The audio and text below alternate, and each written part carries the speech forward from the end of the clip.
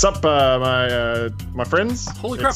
It's Discovery. It's Star Trek Discovery. We're gonna need more. We're gonna need more life forms to sort of call out our. Yeah. Every time I try, I almost go for the Gormaganders, and then I try and think of something else. But what's up, my space mushrooms? What's up, my spores? My spores. Sounds fucking disgusting, doesn't it? Anyway, this is episode 3 of season 2 of Discovery. This is the Federation Conversation, episode 18, where we talk about the latest episodes of Discovery, and we review all kinds of Star Trek. But at this point, just Discovery. We get down into the nitty and gritty of one of our favourite shows. Strap on your flux compensators, and we'll go on a journey. Yeah, exactly. About Star Trek. Oh, David, how do you feel about Don't this overload week's... your phase capacitors. What? How do you feel about this week's 203 Point of Light? Oh, yeah, the episode's called Point of Light, and I don't... well, how do you feel? Well, I thought what you were just about to say was I don't have any strong feeling, because I don't know why. It's not like I like to predict what David's going to say. I kind of like to let the mysteries unfold, but it just yeah. So how do you? You don't have any strong feelings about it? What I said to you before we started recording was that this show, it's like an abusive relationship. It conditions you to react a certain way to things. So I knew this wasn't going to be as good as Frake's episode. And because I knew that, I wasn't really disappointed. I was just sort of, it certainly wasn't great. It wasn't wasn't one for the books, I think. I mean, how do you feel? Sure. I wouldn't say it's one of the best episodes. I wouldn't say it's one of the worst episodes. I'd say it trends among the worser episodes of the season. I really took you on a roller coaster there. Well, it had a whole bunch of story beats that I don't give a shit about. And there's just a lot of production stuff that also annoyed me. Yeah. From a production standpoint. And, well, I mean, I just didn't really enjoy it. Do you watch even with Shazad Latif, our man, making a comeback. Shazam Motif, he's back in the grid. Do you watch it on Netflix? Do you get the previously on Discovery segment? I do get the previously, I don't get the next time. Our previously was read out in Klingon this week. I didn't get that. I got that. And it played all the greatest hits, all the Vok and Laurel stuff, because I think they assumed we would have forgotten by now. So they played all, "You're my tether." I saw all that, but it was in English. Oh, no. The whole thing was in it. I mean, the clips were in English, but the person saying previously was Laurel, so it was in Klingon. Oh, okay. Nice. I didn't happen on mine. It was a nice touch. After we made a comment on that Frakes episode last. Not that he was in the episode, but he directed it. Yeah. Gets my hopes up, even though I know he wasn't in it. And I'm the one saying the words. We made a point where there was a really cool transition. Yeah. And there was some good solid kind of camera work in that episode. Because, Frakes knows what to do. In this episode, it was the complete opposite. Every new scene started at a 90-degree angle and leveled out. I don't know why. At first I thought it was just the Klingon scenes, because it was like, we're in an alien, we're with a different culture, and everything's going to be weird. And then they did it with every single scene. There was a scene in sickbay where it starts at a 90-degree angle and it levels out as it goes in, and it's fucking. A part of me kind of noticed that when I was watching it, but I was too ambivalent about everything. I didn't write it down. But holy shit, you're right. There was so much weird camera work. Or not can't do it 4 times in an episode. It's too much. Do it once. You looked up the director because you wanted to see who it was. What was their name? Just out of curiosity. Not that I know who they are, but their name is Olatunde Osunsanmi. I think that's the lady that plays the Helm officer. Yeah, no, it's the UN. It's the UN Secretary General. Popped in for a week. Oh fuck! I'm not a fan of this episode. I mean, beyond camera work, just everything that happened. It was like they knew exactly what would annoy us. They're well versed in what would annoy me, it would seem. I mean, the Spock stuff. But again, I didn't hate it as much as I usually do, because I think they're wearing me down. I'm sort of becoming a battered wife of the show, and I don't have it in me to complain anymore. I was like, alright, they're really doubling down. They have been since the beginning, but you know what I mean? I can't resist it anymore. You're not going to be able to steer them away from the Spocks. How many episodes are in a season of Discovery? Like 15, 13? There was 15 last time. I can't spend 15 hours going, oh, really? Spock? Her brother? You know, I mean, he's not your brother. That's a note. I write that every time I write notes. He's not your brother. He's not your brother. I appreciate that they... See, on one half, yeah. I appreciate that they're making it obvious that these are just aliens. Like, the Red Angels are just aliens. They're not actually Spock being a mystic psychic kind of thing. Yeah. Yeah. But at the same time, these aliens appear to just be focused on her family. Well, sorry, Spock's family, because she's not a part of the family. Yeah. Thank you. And it's a little too... I mean, look, one of my favorite Star Trek series is Deep Space Nine, where the captain is a prophet. But you know, it's a little too special, a little too precious about their family. It's cool that he's a prophet, because it's not like they then went around and said, "Oh, also he's Picard's brother." Like, I mean, it's just. Yeah. I mean, look, when you write a character like that from the get-go, it's fine. Yeah. And he wasn't also... What was she in this one? A xenoanthropomorphist? Or whatever you fucking... Oh, by the way, I'm also this. Fuck. Wasn't she always that? I'll be honest, I forgot her backstory. When she said that, I was like, yeah, she is. Shaniqua really... You know, Shaniqua really pissed me off this episode. A lot of smug faces, a lot of burning bullshit. You don't like her? They were... I did like one bit.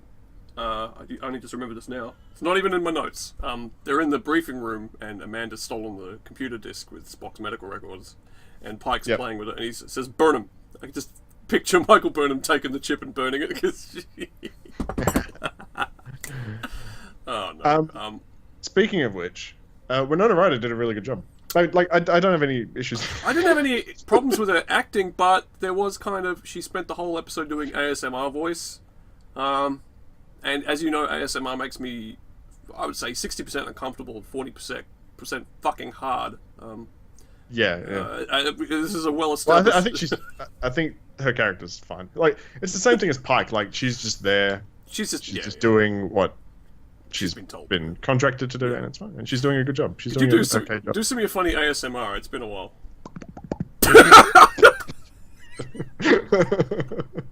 I love the one... Hey, the guy pretending he's fixing the robot. Hey, little guy, we're gonna get you up and running. This robot. That's some good ASMR. We'll have to send it to you guys sometime. The David. Tilly stuff. Oh, let's talk about Tilly. Yep. The stuff about Tilly. Yeah. Was, I thought it was interesting until they solved it, and then Stamets just pulled out that big Hoover and sucked the giant goop out of her stomach. I have to say, out of her chest.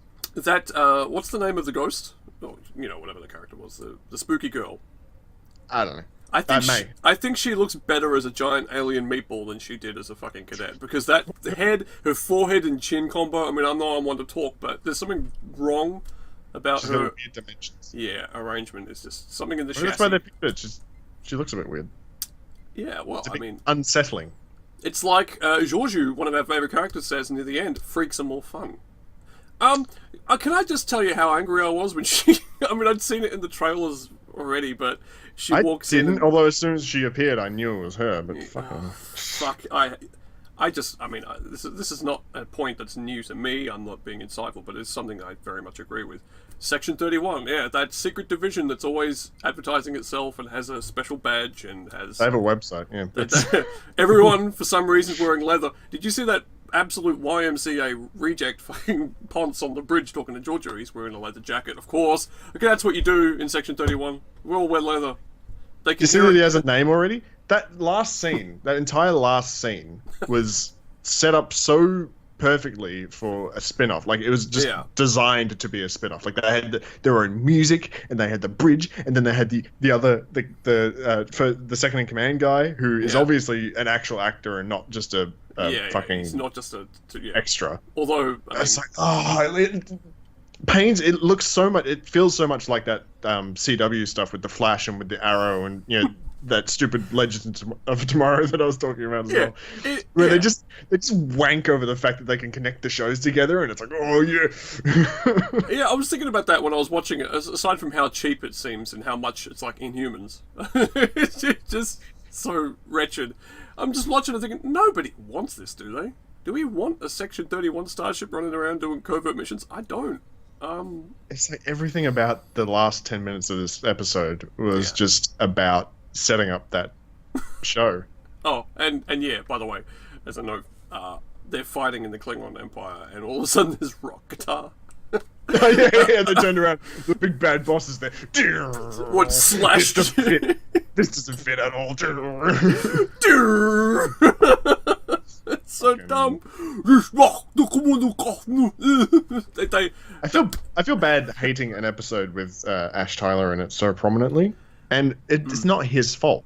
He is a brilliant.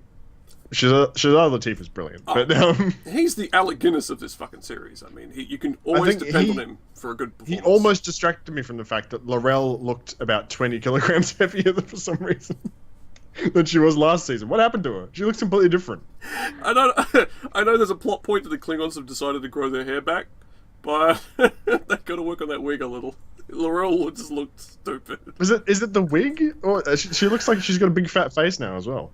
Well, I mean, we can't go after everybody who has a big fat face, David. That wouldn't be fair.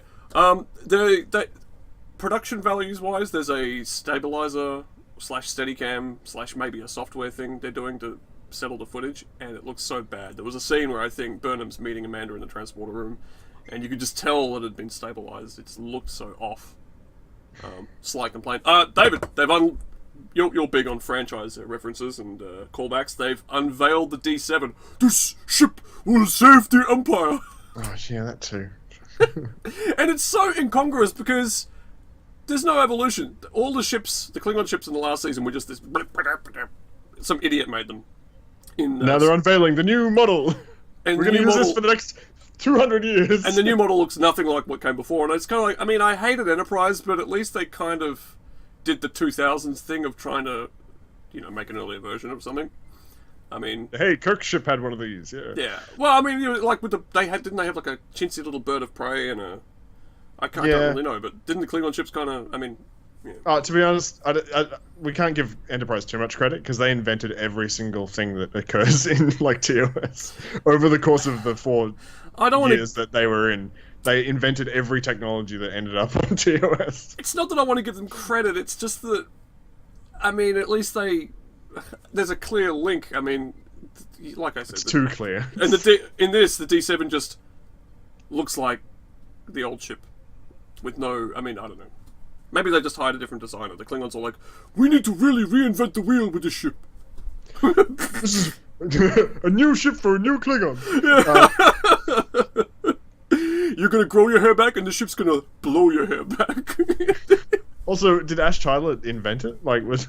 He worked for he was unveiling it like it's his stockholder meeting. Hey, is this? Laurel, I've been working on my iPad Pro. Look, what do you think? This is amazing. You should show it. Look! At the meeting of the counselors. No, I don't know. They do sound so dumb, don't they? I wrote down one line. The baby is a vulnerability. They sound dumber. They sound dumber than they did in season 1. I don't know. I just think it's. I don't know whether it's been time or just. I think it doesn't help that there was a clear villain Klingon in this episode. I have kidnapped your baby and I hanged your uncle. Ooh. The Klingon baby. I mean, I don't know. That was such a weird. Sorry, come on. I was just going to say that's a very weird thing to throw in. Oh, by the way, they had a kid, but there was blackmail. But now the kid's hidden away. Like all of that in one episode felt so quick. I mean, not that I wanted them to draw that story out, but it was. Well, that's the thing because it feels like they were like, "Oh shit, we didn't realize that Tyler was going to be such a big draw in season 1." Well, I don't even know if he is. I don't look at any other people's discussions about Star Trek. Yeah. But to me, he's a big draw, and they were like we need to get him back to the Enterprise, to Discovery. How do we get him out of this big Klingon-shaped hole that we dug ourselves in? And then they had just said, "Oh, all right, we'll just dedicate one episode to getting rid of that entire storyline." Get Tyler back, L'Oreal can be, still be leader. It's all fine. Yeah, a storyline. It's kind of a big deal, but at the same time, Introduce nothing Georgia changed. again. A baby that wasn't there is now not there anymore. L'Oreal still working at the office. Ash Tyler comes back. It's very neat and tidy. But again, it's like they chose the wrong story to do that. Because like, if I found out that you had a kid living in a monastery, and you just brought that up one day, and then we talked about something else, I'd be like, "Holy shit, David! Whoa! That's kind of a. It's. Tell me more. I want to know what happened. How did this kid get there? Who's the mum?" You're like, Yeah. But the show is just swooping it under the rug. And What do you think? Do you think Tyler's not going to bring it up again? I don't know. Maybe sometimes he'll be wistfully looking at the window saying, "I wish I knew my son." But then I don't want to watch that. That's crap. I don't give a fuck about your baby. I did like one bit. I think he's perfected what we call the Pike pout. Anton pout. He was in the briefing room looking at the disc saying, "I can't open your disc." Mint. I'm loving this guy more and more every ep. Can't help it. He's just too dashing for me. He's probably the Don Draper I wish I'd gotten in Star Trek. Yeah. I mean, I'm converted. If we can't have John Hamm, then Anson Mount is pretty good. Yep.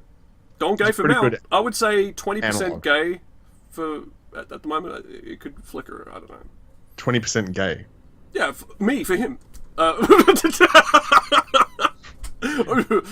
does 100% gay mean? Oh, I'd probably fuck him then, but 20% is just like, gee, he's a nice... I'd spoon him, yeah. You know that old statistic of how everyone's a little bisexual, and the first thing anybody says when they hear that is, not me, I'm fucking 100, I think what it is not an actual attraction to... it's not like a latent, gee, I wish I could suck a dick once in a while kind of thing, because nobody's actually thinking that. But what it is, I figured it out. The standard is, say somebody's watching porn. Yeah. You're watching a porn, okay, there's a porn with an ugly guy in it, like a bald guy, and you're like, oh, I don't want to watch that, and you'll turn it off. But there's like one without that guy, and you'd keep watching it. So you're not watching it for him. You don't even care. You're looking at the chick. But depending on the ugliness of the guy, you'll keep it going or you'll turn it off. I think that's what they're talking about. That's what latent bisexuality is? I think it must be. Whether or not you'll turn a porn off due to the guy? Yeah, because again, you're not in it for him, but if he's a grosso, you can't stick around. You know what I mean? This theory might make... No! I thought it made such perfect sense. I don't know. Oh well. I feel like you're missing something. Alright, well, again, it's a work in progress. I'm gonna tweak the... We gotta refine that theory a little bit. Alright, okay, fair enough. Oh, well, yeah, by the way, I like this one too. Pike is on the bridge blurting out that Spock is in a rubber room where everyone can hear him. It made me think of Frasier and how, like, nobody can hear anything that's happening in the kitchen. Wait, where did he blurt that? Oh, he was standing at the astrometrics. Yeah, astrometrics. He's at the console talking to Bo Burnham, and he's like, "Oh yeah, well, Spock's in a psychiatric ward," and I'm like, "Saru can hear you." He's got amazing hearing. The robot, if she stops talking for a minute, definitely hear you. Your chips are ready. That bitch. It's not what they say through. Not what they say through a fast food intercom. We're gonna have to record an on the road segment where we go to a drive-through and you explain to me how food works. You just have no context. I love that idea. Yeah. All in all, like this. Yeah.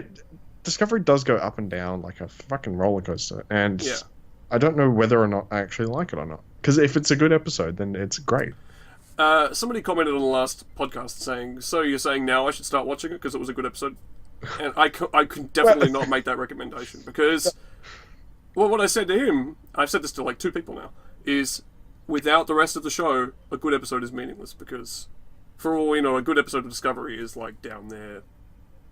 I mean, in the grand scheme of things. It's only relative to the rest of the show that you notice the good ones. And as for this one, I mean, what a dog shit. I mean, Michelle Yeoh walking in like a fucking superhero with the guns and that stasis bubble. She locks the Klingon in a cum bubble and they stab him. What the fuck? And that stun stick where he stuns both of them at once. Yeah. The technology in this season is fucking pissing me off. It's out of control. Like, okay, she's a part of Section 31. All right, she doesn't need fucking lasers that just like make people burst like a bubble. We've got some seriously and some secret weird, tech. like, Yeah. she teleported in through the wall or something, and she had a big dumb hood on. Like, why do you have the big dumb hood on?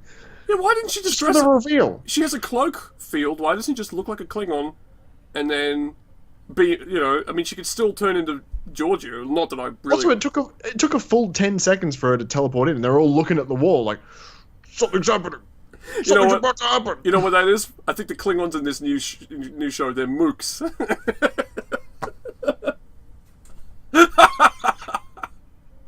Yeah, they're a little bit. What a fucking joke. And she's dressed up like some future prostitute strutting around. What a joke.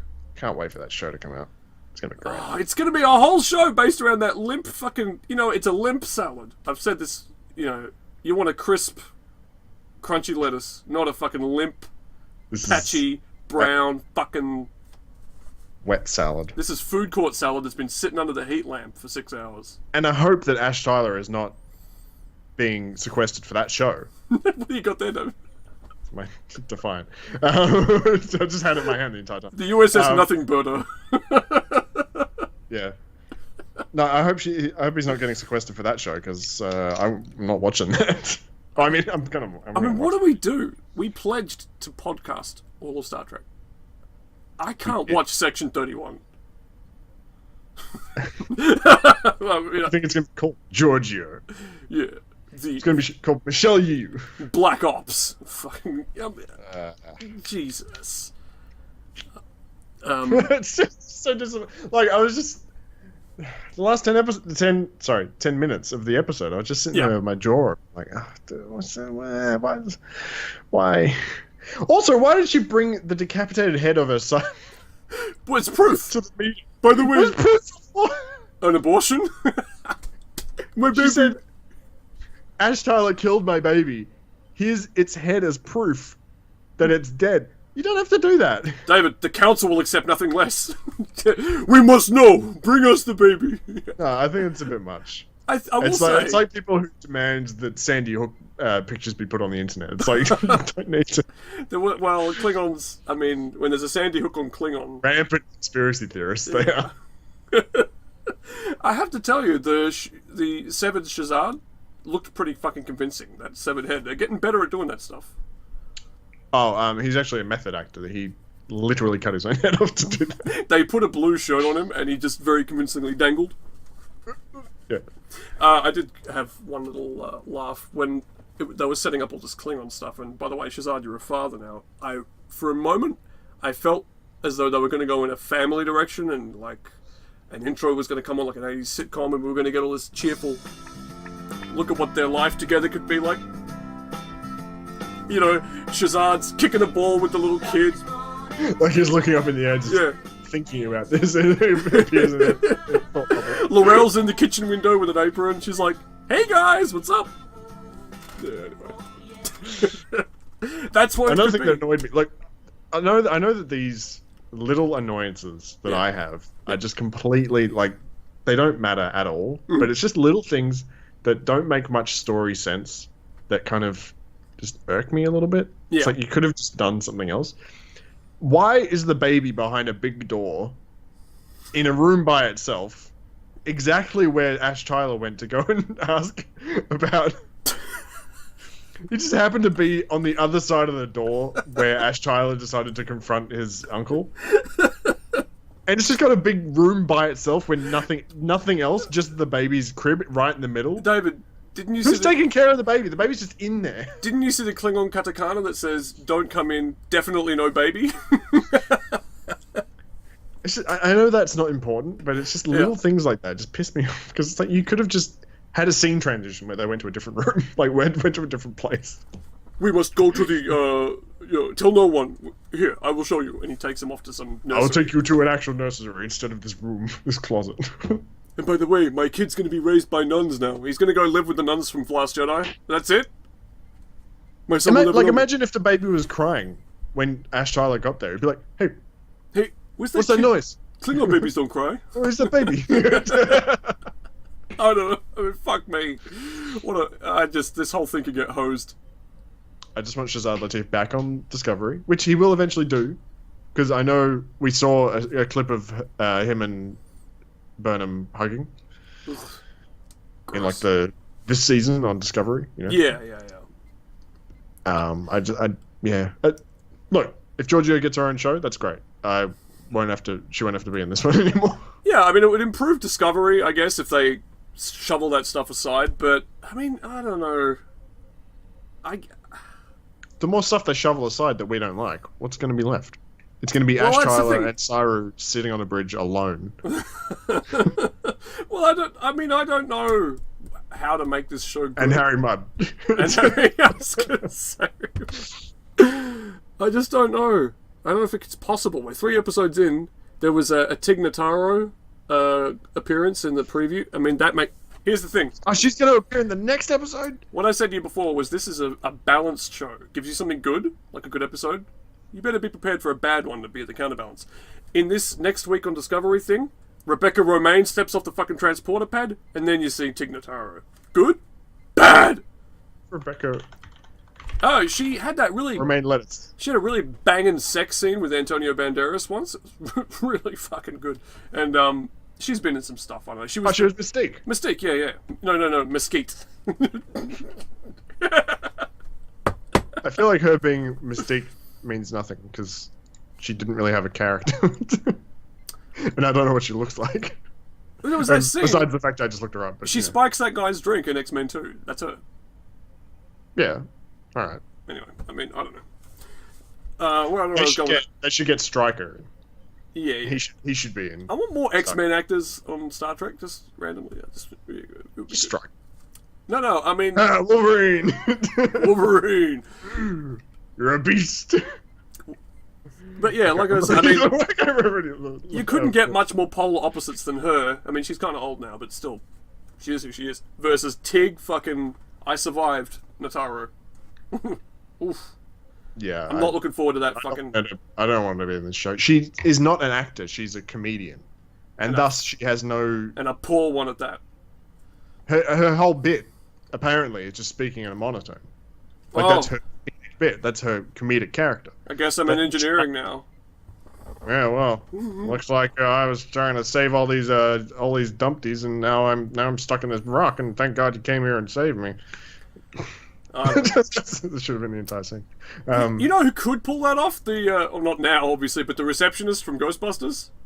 Yeah, Ghostbusters. What do you want? Chris Hemsworth? No, you bitch! Oh, by the way, how do you feel about Dan Aykroyd's latest fucking creation, Ghostbusters 3, David? Coming to you in a cinema at some point. What are you talking about? They're making another Ghostbusters, but it's ignoring the female one. Ooh, I sent you that Leslie Jones tweet where she's like in full ebonics just saying, "Oh man, those motherfuckers don't respect us. This is an insult, these dudes, white dudes. This is the movie Trump would make." She said. Which Trump would make. is a bit of a stretch. That's the movie Dan Aykroyd would make. You know, it's I actually don't know if Dan Aykroyd's making it or not, but it would have to have on the team. Hey? Is he going to be in it?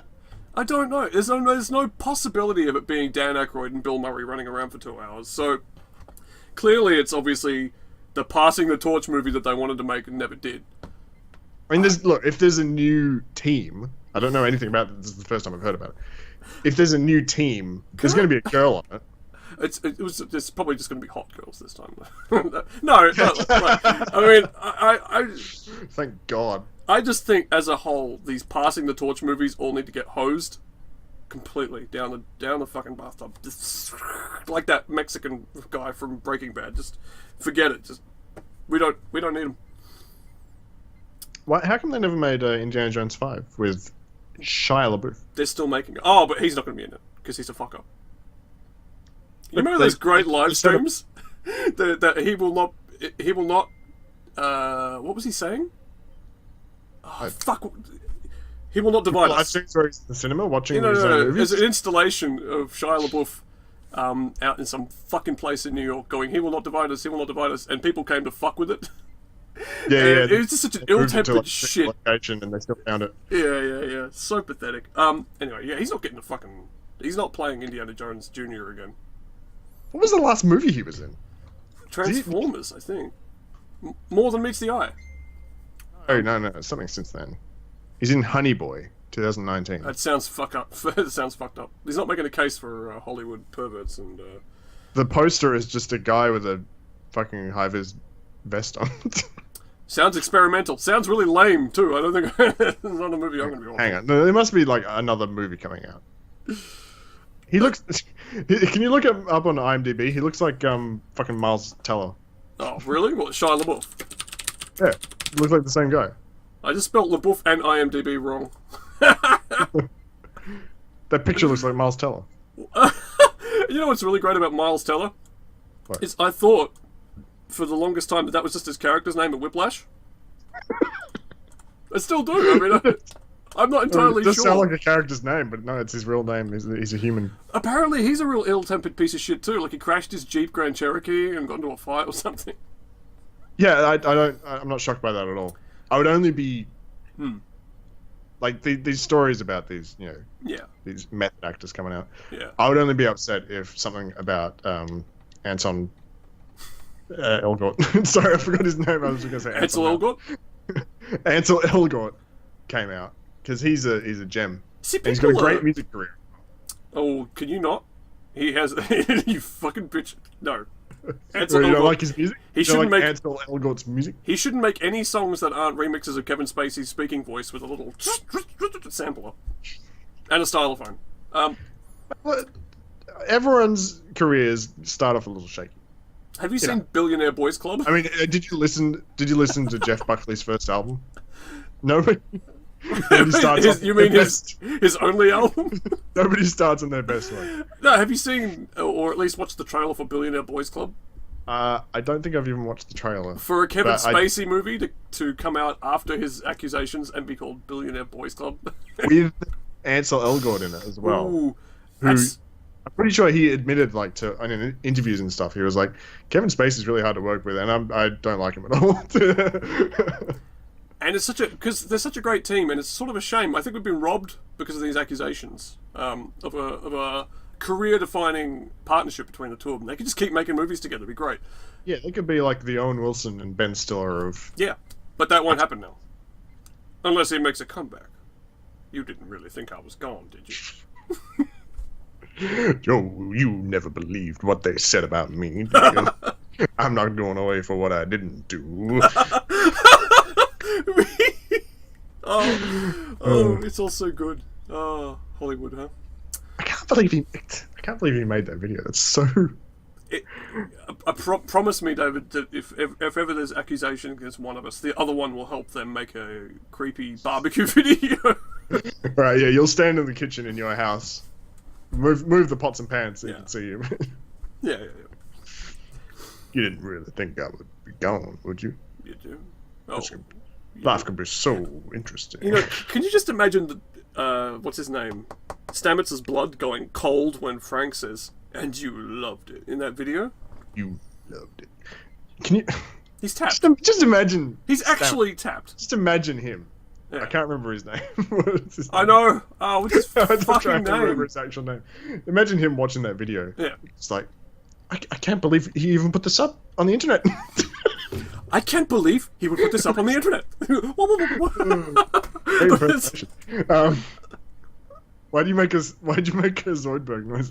Because gay people, when they're really shocked about something, they do the Zoidberg thing. Oh, okay.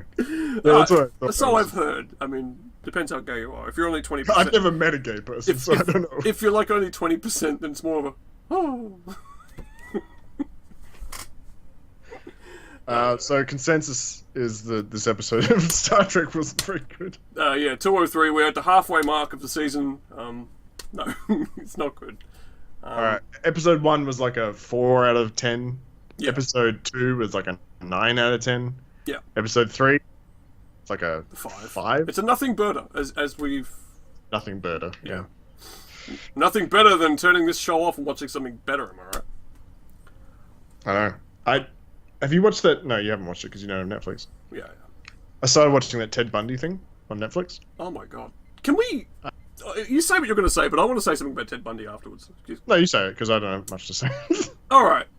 Didn't even get through the first It episode. makes a great story if you're one of these cucks who makes documentaries or writes books. He was a dashing, charismatic guy. No one could have believed that a normal everyman could be a serial killer. I like that. This persists because it sounds good as an intro to talking about a serial killer.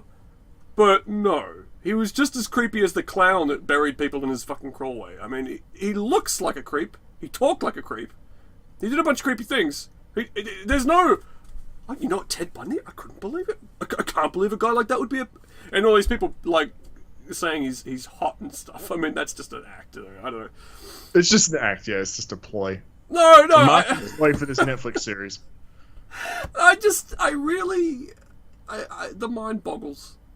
He is creepy, but I think the issue is that the women that got, fell for him. Yeah. When you met him... They fell in a great big way, yeah.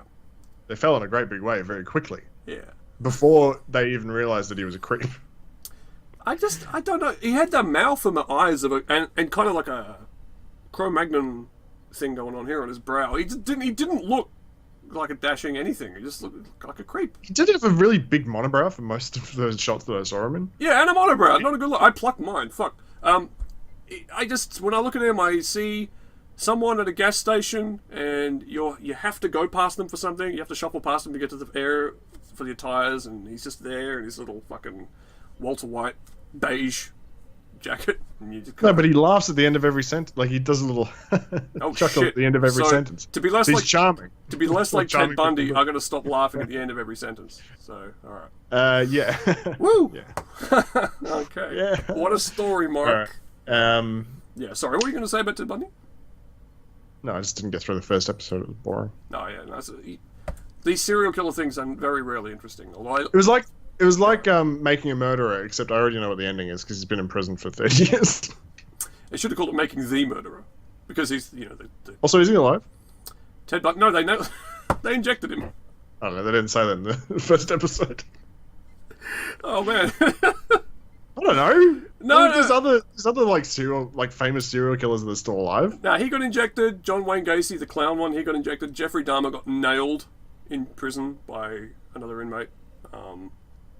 How many percentage points gay was it when he got nailed? It's only 5 because, there was nothing gay about it. Just sort of a great one, though. They should make a TV sitcom called Jeffrey Dahmer and Greg.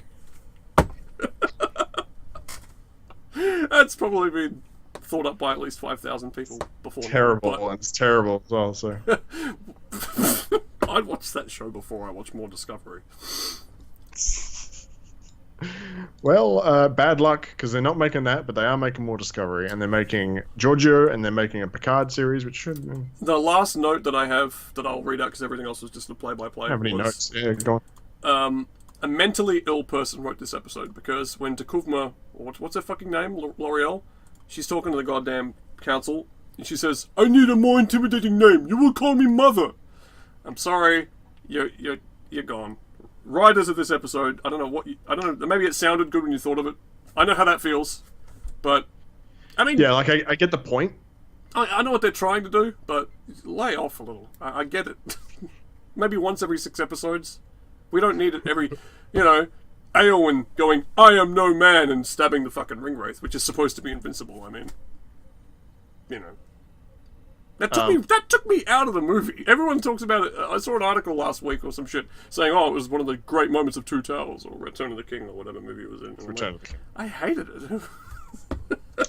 What actually happened was the sword that Pippin had was actually an elven blade, one of the ones they found in the where they cooked the nice crispy bacon. They found elven blades there, and apparently this elven blade is designed to kill ringwraiths or some shit. That's what it was in the books. Oh. And that's what they said it was in the movies, except he's actually holding a different sword when he stabs him, so I don't know. Oh. Fucking hell. But yeah, there's your reasoning. That line was stupid. Like, I get what they're doing, but it's just... Call me Mother. I mean, that's what John Lennon called Yoko, for fuck's sake. And then all the... John Lennon called Yoko? Okay, sorry. I thought you said the other way around. I was like, what? Yeah. Yeah. And then all the Klingons cheer, and it's like... And you know what I love most? But okay, fucking, you brought a spy in against your better judgment, and he killed your uncle and the other guy. Yeah. And now all of a sudden she's the lead. Yeah, hang on. She made this big speech about how Tyler was a traitor. Yeah. And that her son got decapitated. This is all her idea. She brought in Tyler. Why is she now the leader? Because she made a dumb mistake. That's because that's how Discovery works. Burnham, dumb mistake after dumb mistake. She's weaseling her way to the captaincy. And also, I like how the Klingon Council is still just those 4 blue screen Klingons on a couple of balconies. How many districts is there on Kronos? And how many, like, governors? Houses. Some admirals, maybe? Administrators? Houses, and they're all represented by these 4 guys in the set. Who laugh at L'Oreal for being a dumb bitch every time she opens her yap. Oh, man. I mean, there's a lot to like about Discovery. I don't want to be too harsh. Is there? No, it's just trying to be positive. I promised I'd be more positive this season. Hey, guess what? You know, I worked out this... Because what the original plan for Federation Conversation was that we'd always have the bridge in front of us when we talk. And we didn't have a Discovery one because the Discovery has no recognizable anything. It's such a boring ship. But I finally got a shot of the view screen and put it up. But it's problematic because Discovery has like a 26:3 fucking ratio port. And so I had to crop. Giorgio used to be the captain. But I also made another joke. Yeah, sorry. I like it. It's good. Thank you. This is very good.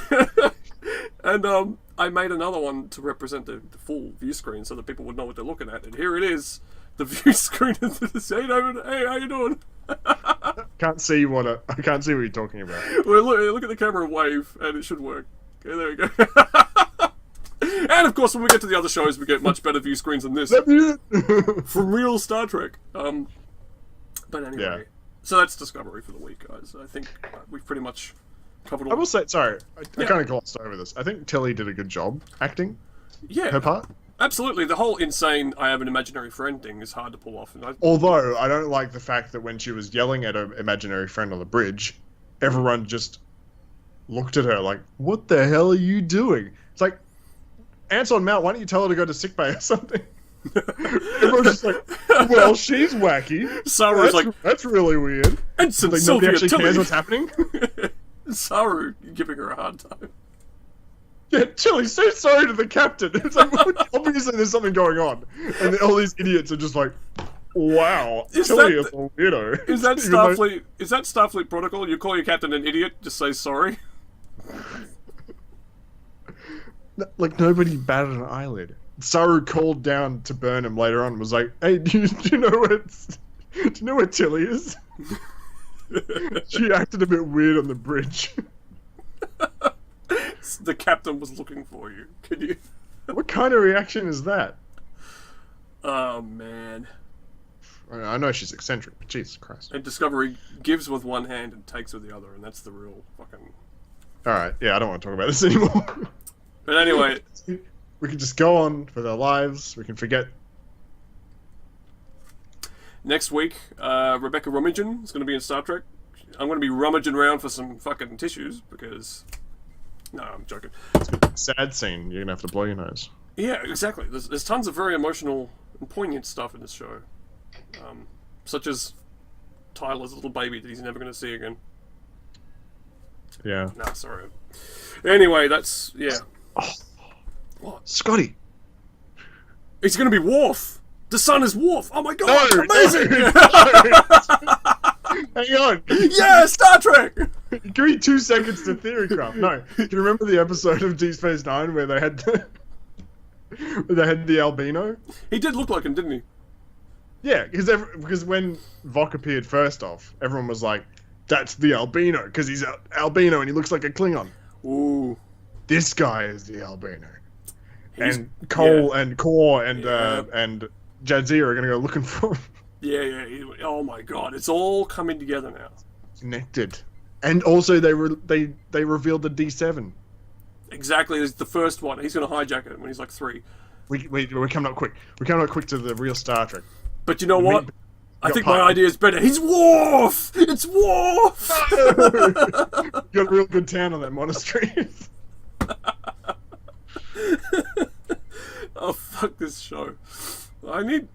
Before we go, I just want to add, I want to get some little desktop starships like yours, but, Yeah. Yeah. This is a magazine series. We had to go to the newsagent every 2 or 3 weeks or something and get them.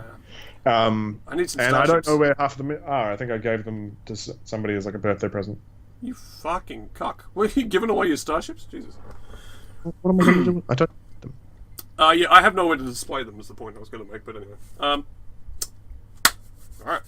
I gotta bail. So I saw a box for one of them, but it's just this one. You kept the box? Got excited for a second. I opened it up like 2 weeks ago. So, give me a break. Yeah, sorry, I had to mention that theory, because I know that like other serious Star Trek shows are going to be like, okay guys, we learned a lot in this episode. Oh, man. There are a lot of connections to the Star Trek that we know and love. First, yeah, anyway. Oh, I'm just sorry. I was just thinking about Trekyards again. Sorry. Those guys need a Trekiotomy. We've said that before, I'm sure. I've never said that. Don't let me. In fact, I think David even thought of it before I did. No, I didn't say that. He might have actually sent me an email saying, Scotty, can you make this joke during the show and make it look like it didn't come from me? Alright. Alright, next week, episode 4 of Discovery.